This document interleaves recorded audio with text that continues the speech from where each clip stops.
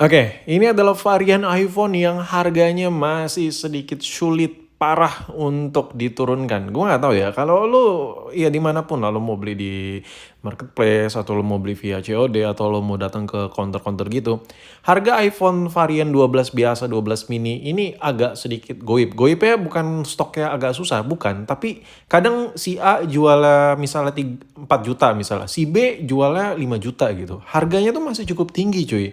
Dan agak sedikit apa ya, pelit ya, dari tahun kemarin ini penurunan harganya kayak hampir nggak turun gitu. Bahkan antara tahun kemarin sama tahun ini, tahun 2023 dengan tahun 2024 ini mirip-mirip banget. Dengan chipset A14 dan spesifikasi antara 12 biasa dan 12 mini ini menurut gue cukup gok sih untuk dipakai di tahun 2024. Ada beberapa pertimbangan menurut gue HP ini masih layak parah untuk dipakai. Varian 12 ya. Yang gue bicarain varian 12 ya, bukan 12 Pro ya. Kalau 12 Pro harga juga beda-beda lagi nih tingkat keurtitannya.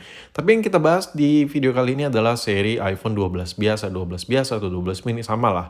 Nah, antara 12 biasa dan 12 mini itu baterai juga lumayan beda. Yang 12 biasa itu dengan 12 mini itu kalau nggak salah baterai itu beda 2 atau 3 jam lah tingkat keawetannya. Nah, jadi dari sisi dimensi, layar, dan daya tahan baterainya yang beda 2 jam lebih gitu, menurut lu pilih mana nih? Tapi selebihnya untuk spesifikasi antara 12 biasa dan 12 mini itu mirip-mirip banget. Kalau buat bobot udah jelas lah, 12 biasa itu jauh lebih berat karena ukurannya jauh lebih besar juga ya kan dibandingkan 12 mini. Nah untuk chipsetnya sama-sama 14, baterainya juga beda-beda tipis ya kan. Intinya untuk performance benar-benar sama-sama aja.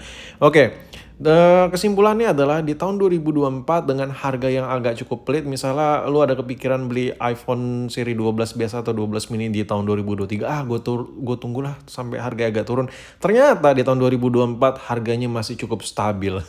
Apakah kalian berminat untuk beli? Jawabannya itu balik lagi sih ke kantong kalian lah. Tapi kalau lo tanya ke gue worth it atau enggak HP ini buat dipakai, gue bisa bilang worth it parah. Ada beberapa pertimbangan yang kenapa gue bisa bilang handphone ini masih cukup worth it. Yang pertama kalau kita lihat dari ekosistem Apple. Memang ini bukan yang ter lagi kayak varian iPhone 15 Pro yang udah AI-an ya kan. Tapi untuk pemakaian di Indo ya, handphone ini adalah salah satu starter pack-nya pemakaiannya nyaman senyaman-nyamannya. Bahkan kalau kita bandingkan dengan harga iPhone yang enggak ngotak juga yang agak sulit untuk turun kayak iPhone XR, iPhone XR itu udah nggak ada apa-apanya dibandingkan iPhone seri 12 ini. Gua bisa bilang seperti itu. Yang pertama, iPhone XR itu layarnya masih IPS.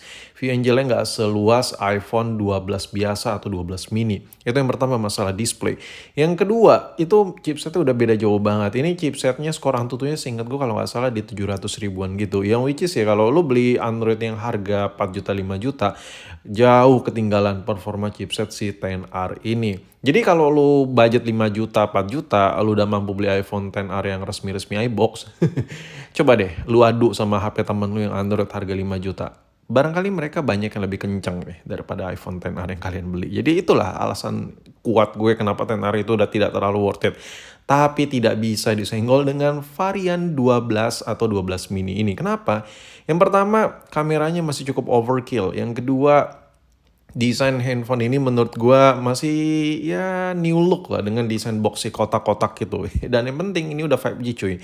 Nah kalau kita lihat dari sisi performance, skoran tentunya ini 1 jutaan. Ini kalau bisa dibilang ya, ini jauh banget daripada performa dari XR. Jadi kayak lu beda-beda nambah sedikit banget antara XR dengan 12 yang Inter atau 12 mini tapi iBox. Mendingan varian 12 atau 12 mini cuy. Performanya beda jauh, parah. Nah dengan skor Antutu 1 juta lebih ini, Android itu masih pilih-pilih di harga 4 juta 5 juta yang skor Antutunya segitu. Jadi lu masih bisa lah nyaingin teman-teman lu yang HP-HP baru Androidnya harga 4 juta 5 juta dengan 12 atau 12 mini ini dari sisi performance.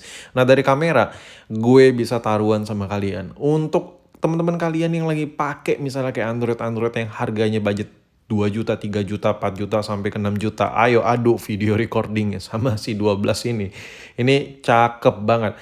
Gua berani taruhan, coba kalau kalian nggak percaya, coba tes perekaman di 4K. Ini stabil parah. Perekaman 4K nggak bohong gue.